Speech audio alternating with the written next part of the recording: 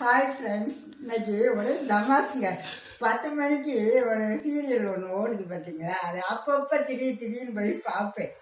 அதில் பார்த்தீங்கன்னா எனக்கு கதை புரியவே இல்லை. என்னன்னு நான் முதல்ல இருந்தெல்லாம் பார்க்கல சார். இந்த ஒரு 10-15 நாளைக்குள்ளே தான் அதை நான் பார்க்கவே ஆரம்பித்தேன்.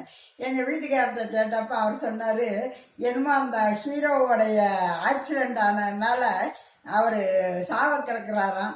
உடனே இன்னொரு பையன் ஒரு பொண்ணோட லவ்வரான், அவனுடைய மூளையை எடுத்து இந்த ஹீரோவுக்கு வச்சு விட்டுறாங்களாம். இதனால ஹீரோவுக்கு அவன் பொண்டாட்டி யாருன்னு தெரியாதான். சரி, மூளை புதுசா வச்சதுனால தெரியாம இருக்கலாம், ஓகே. ஆனாலும் உருவம் இந்த பொண்டாட்டிக்காரியோடைய புருஷன் உருவமாக தானே இருக்கும்.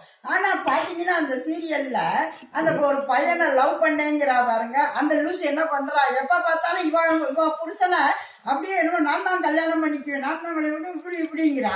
ஏங்க பைத்தியக்காரத்தனமா இல்லையா? ஒரு பையனை நம்ம லவ் பண்றோம்னா நம்ம ஆத்மாவையா லவ் பண்றோம், உருவத்தை தான் லவ் பண்றோம். யாரும் அப்படி ஆத்மா அது கெட்டு போனா நம்ம ஆத்மாவை லவ் பண்றதுலாம் நம்ம யாரும் சொல்றது இல்லை. அப்படிங்கிறது அறிவு கொஞ்சமாவது இருக்கணுங்க. இந்த சீரியல் எடுக்கிறவங்களுக்கும் கொஞ்சம் அறிவு இருக்கணும். என்னதான் இருந்தாலும் நம்ம கல்யாணம் பண்ணோம்னா வேற ஒருத்தியோடைய புருஷன் மூஞ்சி உடம்பு தானங்க இருக்கும். உள்ள இருக்கிற மூளை லவரோடைய மூளை அப்படின்னு சொல்லிட்டு இருந்தா கொஞ்சமாவது அபத்தமா இல்லையா? இது பார்க்கறதுக்கு என்னமாங்க, என்னைய பொறுத்த அளவுக்கு இது ஏற்றுக்கிற மாதிரி இல்லை.